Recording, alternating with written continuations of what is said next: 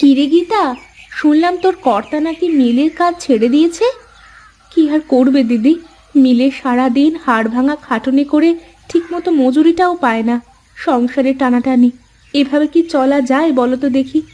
হ্যাঁ তাই তো, আমিও তো তোর দাদাকে বলেছি যে মিলের কাজ ছেড়ে অন্য কিছু করতে। তুমি বলো দিদি, এখন দু পেট নিয়ে যেভাবেই হোক চলে যাচ্ছে, কিন্তু সংসারে তো আস্তে আস্তে খরচ বাড়বে। আর সব খেয়ে ফেললেই তো হবে না, কিছু তো গুছিয়েও রাখতে হবে। যা ইনকাম করে তাতে সংসারই চলে না, আবার মজুত করার কথা বলছিস তুই। সে তো কাজ বন্ধ করে দিয়ে বাড়িতে পড়ে আছে। এভাবে বসে থাকলে তো দুদিন পর রাস্তায় নামতে হবে খাবার জোটাতে। অত চিন্তা করিস নে তো, একটা না একটা ব্যবস্থা ঠিক হয়েই যাবে। তাহলে চলি দিদি, উনি আবার খাওয়ার জন্য বসে আছে।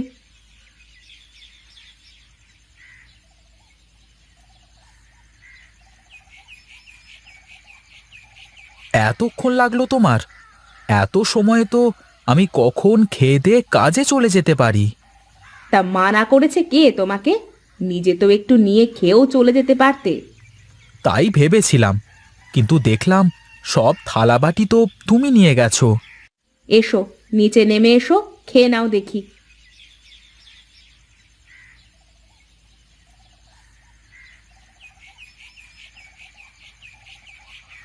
ওগো শুনছো, প্রকাশ নাকি মিলের কাজ ছেড়ে দিয়েছে। না জানবার কি আছে, দুজনে তো একই জায়গায় কাজ করতাম। আমি বলি কি, তুমিও মিলের কাজ ছেড়ে দাও, অন্য কিছু করো। কি সব বলো পাগলের মতো? মিলের কাজ ছেড়ে দিয়ে কি করব বলো তো দেখি। কাজ করলে কি আর কাজের অভাব নাকি? একটা না একটা কাজ ঠিক মিলে যাবে। আর এইভাবে কি সংসার চলে বলো? আমার কি করবার আছে গিন্নি বলো তো? সারাদিন তো কাজই করি, বসে তো থাকি নে। আচ্ছা বাদ দাও তো দেখি, তোমার যা ভালো মনে হয় করো। তার আগে বলো, রান্নাটা কেমন হয়েছে? তোমার রান্নার কি আর প্রশংসা করা লাগে গিন্নি? তোমার হাতের রান্নায় এক অন্য রকম জাদু আছে। তাই? সত্যি বলছো নাকি আমার মন রাখার জন্য বলছো? তুমিও আমাদের মিলের ম্যানেজারের মতো, যত ভালো করেই কাজ করো না কেন তার মন ভরবে না। থাক, আর বলা লাগবে না। খাওয়া তো শেষ, এবার হাত ধুয়ে উঠে পড়ো।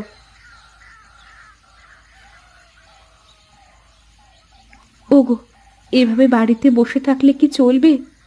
তো কি করব আমি? কোথায় যাব? কে কাজ দেবে আমাকে শুনি?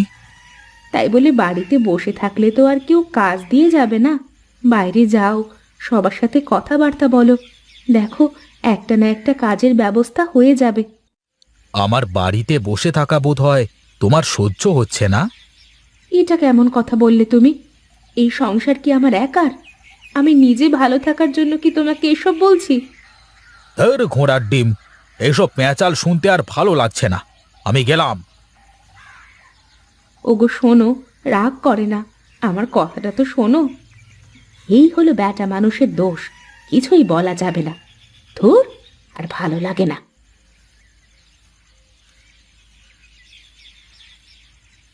হ্যাঁ, আরে প্রকাশ যে, আয় আয় এইদিকে আয়। কি দাদা, কিছু বলবে নাকি? কি রে, এই তোর মুখ চোখ ওরকম পেঁচার মতো লাগছে কেন? তা কি হয়েছে কি? সত্যি তো, আমি আগে খেয়াল করিনি। কি হয়েছে রে? এই, তার আগে প্রকাশের এক কাপ চা দে তো। একটা চা বললে? তোমরা চা খাবে না? আমরা এইমাত্রই খেলাম চা, তুই খা। এই তারপর এখন কি করবার সিদ্ধান্ত নিলি? এই হুট করে তো কাজ ছেড়ে দিয়ে চলে আসলি। তুমি বলো দাদা, মিলে ওই পরিবেশে কি কাজ করা যায়? ম্যানেজার বেশি বোঝে তো, তো এখন বুঝুক কেমন লাগে। তুই চলে আসবার পর পর সবাই কাজ ছেড়ে দিয়েছে। শুনলাম যে মিলটা নাকি বন্ধ করে দেবে। এটাই তো হওয়ার কথা ছিল। গরিবের ঘাম পানি করা টাকা যারা মেরে খায়, তাদের সাথে এমনটাই হওয়া উচিত। ঠিকই বলেছিস প্রকাশ, এই তোর মতো একজন ছিল বলে আমরা কত আনন্দে কাজ করতাম। এখন আর মিলে সেই মজা হয় না রে। যা হয় হতে থাক, আমি বসে বসে দেখতে থাকি। তাহলে এখন কি করবি বলে ঠিক করলি? কোনো কাজবাজ থাকলে আমাদেরও বল, আমরাও আর কাল থেকে মিলে কাজ করতে যাব না। এখনো তো কিছু করবার কথা ভাবিনি, এই নিয়েই সংসারে অশান্তি, তাই তো বাড়ি থেকে বাইরে আসলাম। সত্যি বলেছিস রে ভাই, কি যে ভুল করেছি এই বিয়ে করে। বউ না থাকলে তো কিছু নিয়েই ভাবতাম না। তোদের থেকে আমি কত সুখী, আমার ঘরে বউও নেই, কোনো জ্বালাও নেই। আরে হা হা করে হাসিস নে, তা না হলে আবার মশা ঢুকে যাবে গালের মধ্যে।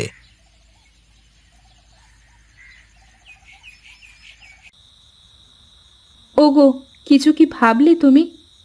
কি নিয়ে ভাববার কথা বলছো তুমি শুনি? কি নিয়ে আবার? হুট করে কাজ ছেড়ে দিলে এখন কি করবে? আমার থেকে তো চিন্তা দেখছি তোমার বেশি। মনে হয় সংসার তুমি চালাও। ওই দেখো, ভালো কথা বললেও দোষ। সংসার কি আমার একার, না তোমার আমার দুজনের সংসার? আমি যদি না বলি তাহলে কে বলবে শুনি? দেখো গিন্নি, আমার মন মেজাজ এমনিতেই ভালো না, তার উপর তোমার এই মানসিক অত্যাচার আমার আর সহ্য হচ্ছে না। ঠিক আছে, আমি আর কিছুই বলবো না। তোমার যা ইচ্ছে তাই করো।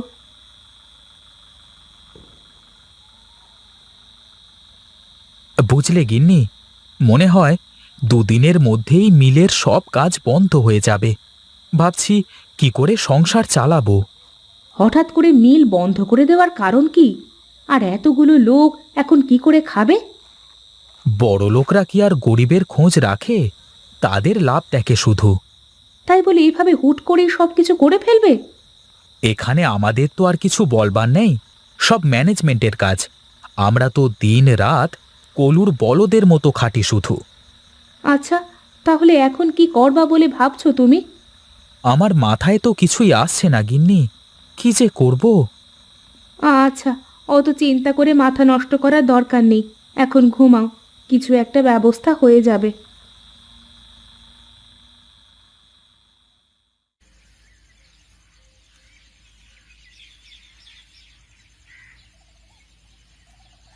কি গো, তুমি এখানে বসে কি করো? আর এই ঘাস পরিষ্কার করে কি করবা? আহ, আমার কাজ আমাকে করতে দাও তো, কি করব সেটা দেখলেই বুঝতে পারবে। তুমি সব সময় এমন খ্যাক খ্যাক করে কথা বলো কেন বলো তো? একটু ভালো করে কথা বলতে পারো না? মানুষের ভালো করে কথা বলতেও যত সময় লাগে, খারাপ করে কথা বলতেও সেই একই সময় লাগে। কথা না বলে এখান থেকে যাও তো, আমাকে আমার কাজ করতে দাও।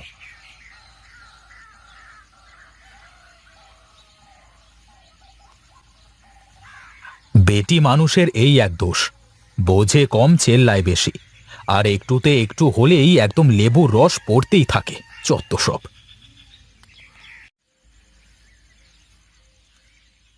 জানো দিদি, আমার না আর সহ্য হচ্ছে না।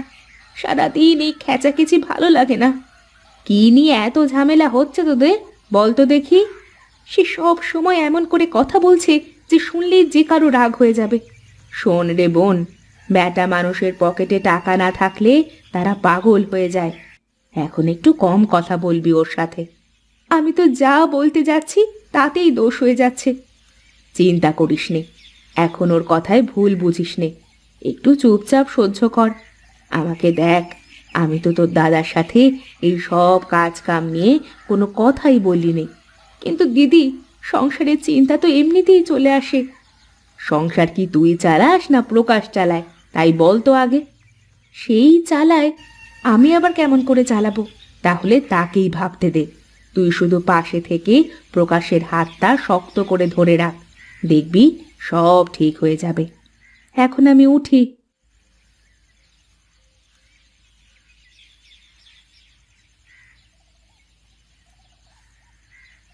কি রে, কি করিস এখানে? কি আর করব দাদা, বসে না থেকে কিছু তো করি। কয়টা লাউ গাছ লাগালাম, দেখি কি হয়। আমাকেও কয়েকটা বীজ দিতে পারতিস, আমিও এই পাশে লাগিয়ে রাখতাম। আরে নিষেধ করেছে কে তোকে? এই নে, আমার তো লাগানো শেষ, এই বীজগুলো নিয়ে লাগা তোর ওপাশে।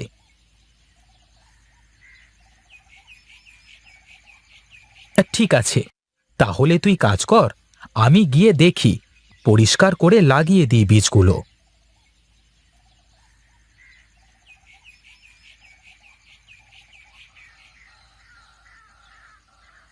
কি চাও বুড়িমা? তোমাকে তো ঠিক চিনতে পারলাম না। আমাকে তুই চিনবি নে বাছা, আমি ওই দূর গাঁয়ের লোক। এ পথ দিয়ে যাচ্ছিলাম, কিন্তু আমার যে খুব খিদে পেয়েছে, তাই ভাবলাম তোমরা যদি কিছু খেতে দাও। কই গো গিন্নি, কোথায় তুমি? একবার একটু বাইরে আসো তো। হ্যাঁ বলো, কি বলবে? বুড়িমাকে কয়টা খেতে দাও দেখি। ঘরে তো তেমন খাবার নেই, তোমার জন্য যা রেখে দিয়েছি সেই খাবার আছে। আমার খাবারটাই দিয়ে দাও বুড়িমাকে, আমি একটু পুকুর পাড় থেকে ঘুরে আসি।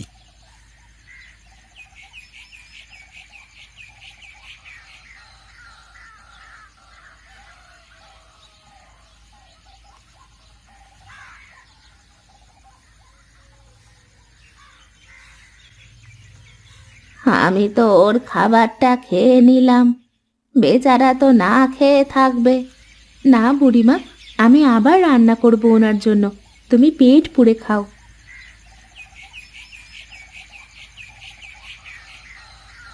বাছা, তুই এখানে, আর আমি তোকে খুঁজছি। কেন বুড়িমা, আমাকে দিয়ে আবার কি করবে তুমি? বলছি যে তোর গাছের লাউটা তো বেশ সুন্দর হয়েছে, আমাকে দিবি বাবা? আমি বাড়িতে নিয়ে গিয়ে রান্না করে খেতাম। ঠিকই বলেছ বুড়িমা, এত কষ্ট করে লাউ গাছ লাগালাম, মাত্র একটা লাউ ধরলো। এই নাও, তুমি নিয়ে যাও এটা।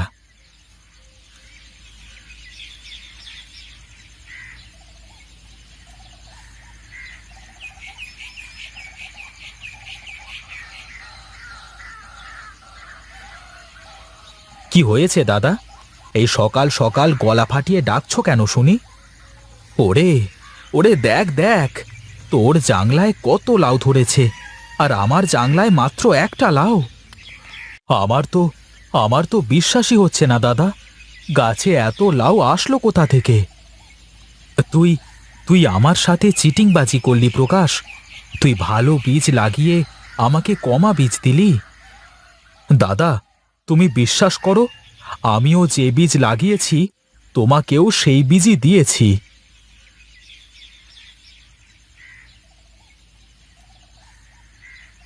বিশ্বাস করো বৌদি, কাল তো আমার কাছেও লাউ ছিল না, আজ এত লাউ কি করে হলো আমার তো বিশ্বাসই হচ্ছে না। তাই তো, এক রাতের মধ্যে মনে হয় সব জাদু হয়ে গেছে রে, তা না হলে কি হয়? ওগো, একটু এদিকে আসবা? কি বলবে এখানেই বলো, আমি শুনছি। আমার মনে হয় কাল ওই বুড়িমার জন্য এসব হয়েছে। সত্যি বলেছ গিন্নি, আমারও এখন তাই মনে হচ্ছে। যা হয়েছে ভালোই হয়েছে, এ কথা আর কারো কাছে বলো না কিন্তু, তাহলে আমাদের ক্ষতি হয়ে যেতে পারে। হ্যাঁ গিন্নি, তাই হবে। চলো তাহলে এখন লাউগুলো কেটে বাজারে বিক্রি করবার ব্যবস্থা করি।